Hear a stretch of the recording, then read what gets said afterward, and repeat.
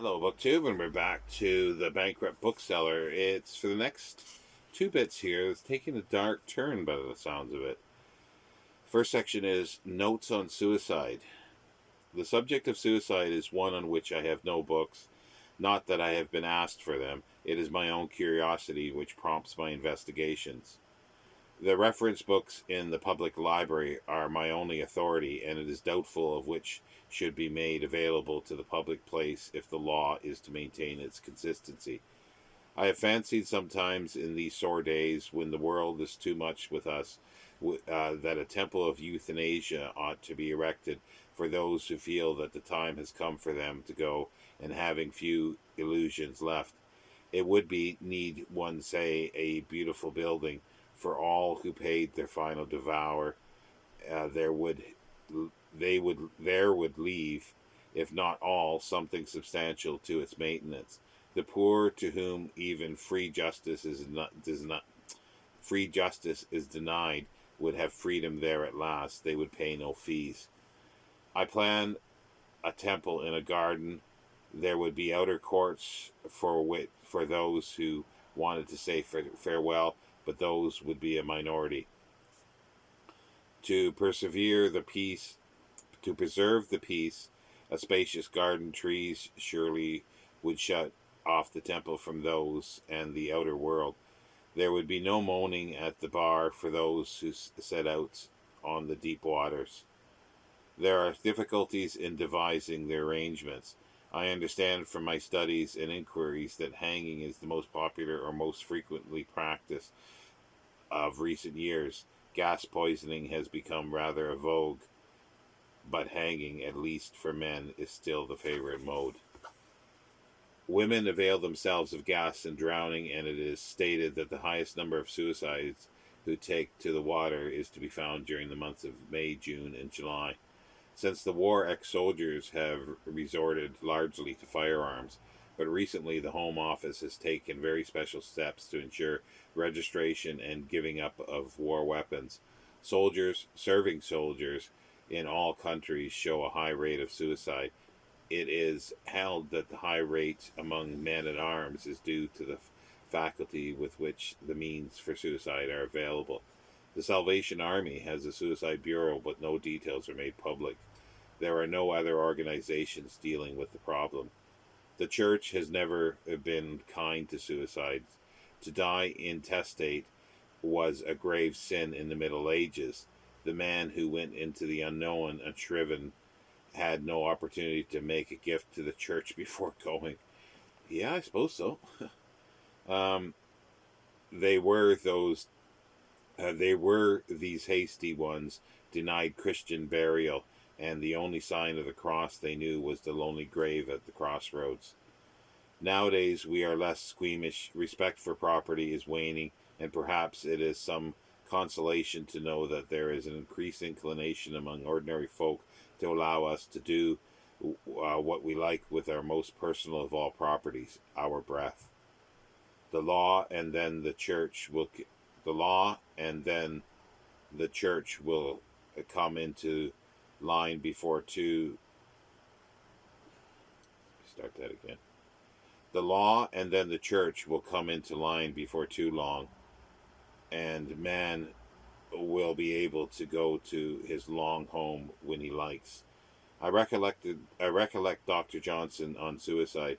He was asked whether a criminal should commit suicide to avoid rest. Sir, let him go abroad to a distant country. Let him go to some place where he is not known. Don't let him go to the devil where he is known.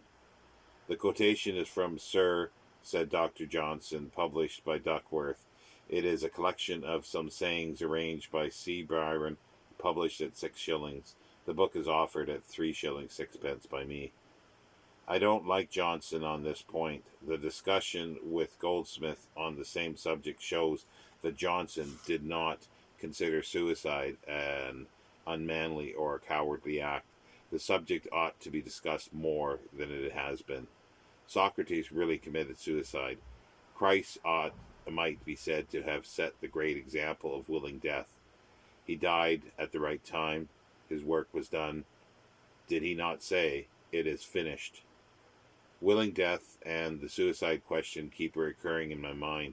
I ought not to allow it. It is the sort of road I imagine that people go before they actually decide to take their lives. What Dr. Johnson has said on suicide is really of no importance to me, and I should really not have troubled to rewrite it. Of course, I never asked for life. It is an unsought for boon as far as I'm concerned, and I have been in nothing but trouble since it was given me. I must break this thread of thought, and to do so I am going to take out my window this morning. It has been in long enough. I will get my cloth, my pail, and some water and wash out the bottom of it. These tasks are good for me. They take my mind away from suicide. Additional notes on suicide. Simpkins publish epigrams compiled by Walter Gerald, a handy book to read between times. The chimes with the mood that caused me to write the foregoing on suicide from Marshall. When all the blandishments of life are gone, the coward creeps to death, the brave lives on. George Sewell. I don't agree. The man who lives on may be brave, but he may also be a glutton. The suicide says finally to the banquet of life, enough. I am demanded by a tall, angular Anglican gentleman for a copy of Dr. F.W. Farrar's Lives of the Fathers. I have not a copy of this work, which I have subsequently discovered was published by A&C Black in 2 volumes some years ago. The Anglican